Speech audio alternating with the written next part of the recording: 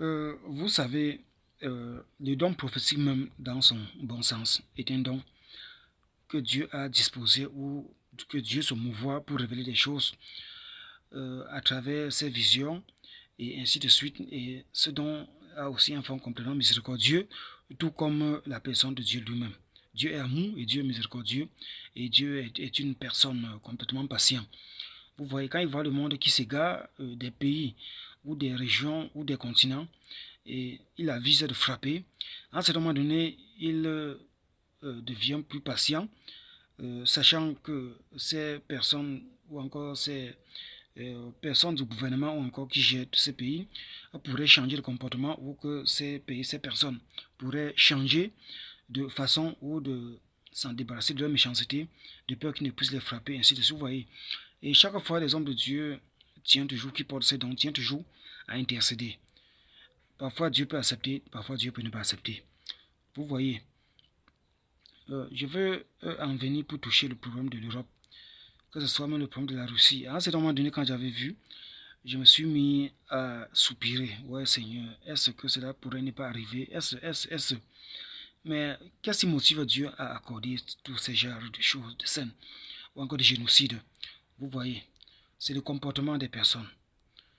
Bon, déjà, quand même, euh, avec ce que le Cameroun est en train de traverser présentement, et certains des secours qu'il m'avait montré venant de la part d'une part de l'Europe ou encore particulièrement de la France, comme soutien, comme idéologie politique, même comme les amalgames du régime actuel à partir du RDPC, à partir d'un président vieux ou grand-père qu'on voit rarement ou à travers des médias. Il n'aborde jamais le peuple à nu-pied et ainsi de suite comme fait notre président. Je peux dire, Maurice Kamto exprime l'histoire d'un président parfait du Cameroun, même allant au-delà de ce que était Amadou Ahidjo. Vous voyez. Donc ce genre de grand-père, de président qu'on ne peut que voir à travers les médias ou les TikTok et tout le reste, vous voyez que le peuple ne peut pas voir comme ça en face ou encore le toucher. Bon, comme ce régime a toujours eu à tenter pour qu'il ne puisse pas présenter sa candidature, et pourtant il y a beaucoup de TS, il peut s'investir par d'autres partis ou même d'être sollicité par l'opinion ou encore la société civile, le droit du peuple voulant eux-mêmes en majorité leur président. Vous voyez, qui rentre aussi autant, pour ma compréhension, tout mandat impératif. Tout mandat impératif est nul. Vous voyez. Bon, cela veut dire chaque mandat doit aller de deux côtés, pas d'un seul côté. C'est ça qu'on parle d'impératif. Exprimant deux côtés, donc en liaison concrète, parfaite, avec le vouloir du peuple. Vous voyez. Et s'il faut regarder et vite comprendre, même ce qui est même un mandat qui est même déjà nul. Comme parlait que le président Biya n'a pas célébré, n'a pas fait le congrès. Donc son mandat fait le congrès en jouant son mandat au peuple, afin que son mandat ne soit pas nul. Donc cela veut dire que son mandat reste impératif, donc son mandat est nul. Vous voyez. Bon, Maurice Kamto chaque fois fait des conférences de presse, des meetings, quoique ici on essaie de l'empêcher de gauche à droite et à travers.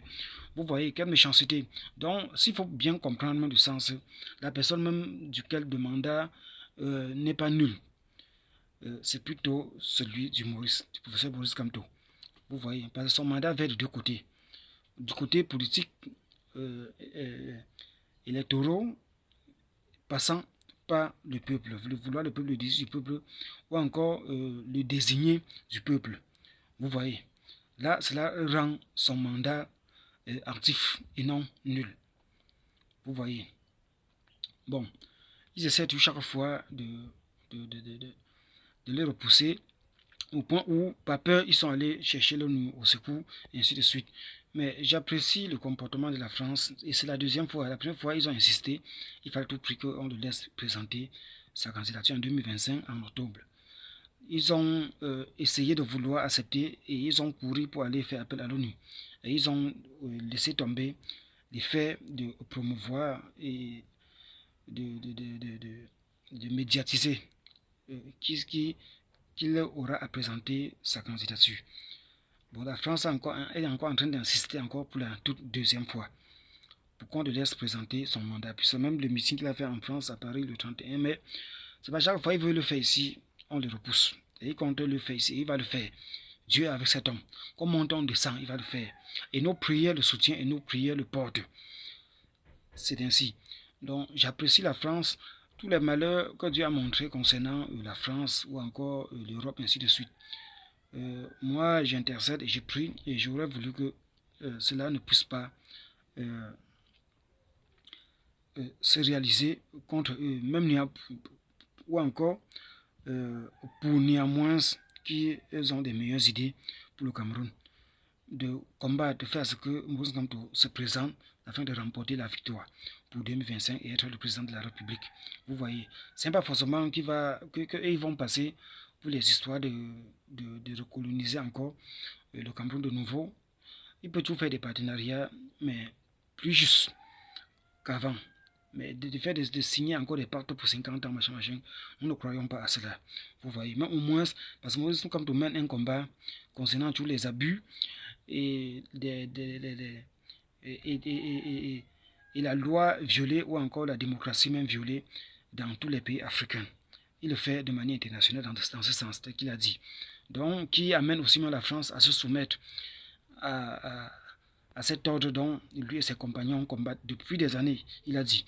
Donc, vous voyez, donc déjà, je félicite déjà la France pour ce comportement. Et ce comportement mérite des récompenses même de la part de Dieu. Donc, si Dieu, autant pour moi, aurait dû ou encore peut apaiser sa colère contre la France ou contre l'Europe, j'ai dit si. Parce que j'ai expliqué des choses telles que Dieu m'a montré concernant la déchéance ou encore des chefs de la France ou de la Russie même ou encore de l'Europe, ainsi de suite, vous voyez. Mais j'intercède aussi, je prie aussi. Si le Seigneur peut ne pas me traiter comme il avait dit quand Élie viendrait et Moïse, je ne ferai rien pour ce peuple ou pour cette nation ou quelque chose de la sorte. Mais j'ai dit avec point d'interrogation. Et si l'Éternel pouvait faire ce que cela devient un point d'exclamation, de tolérer la France, de garder la France, ou même de laisser un reste de la France après la déchéance ou le désastre, les guerres, les destructions, et ainsi de suite, ainsi que l'Europe. Vous voyez, mais déjà pour la Russie ne s'en sortira pas. Je ne pense pas que la Russie va s'en sortir. Et si ça pouvait être le cas, comme j'avais tenu au départ, ça devait toujours être une bonne chose. Afin que la Russie puisse se soumettre pour l'opinion internationale de l'ordre mondial et ainsi à la Cour pénale internationale dans un système complètement sociable et pour avancer, arranger le monde et dans l'ensemble. C'est ça le problème de la Russie. Voilà le conflit. C'est ça son problème. Si ça pouvait être le cas, pour que ces génocides s'arrêtent. Ça, c'est mon point de vue en tant qu'homme de Dieu. Mais ce que Dieu lui l'a montré de faire, comme Dieu a expliqué à travers tous ses enseignements, c'est de casser, c'est de les casser. Vous voyez. Donc ainsi, mon désir, mon souhait, mes supplications, mes prières, mes intercessions pour la France, pour au moins leur pensée positive pour le Cameroun, pour le RMC, pour Maurice Kamto, pour le changement de ce pays, du Cameroun, leur soutien, c'est que Dieu puisse faire miséricorde. C'est ça mon souhait. Donc merci et on est à la fin.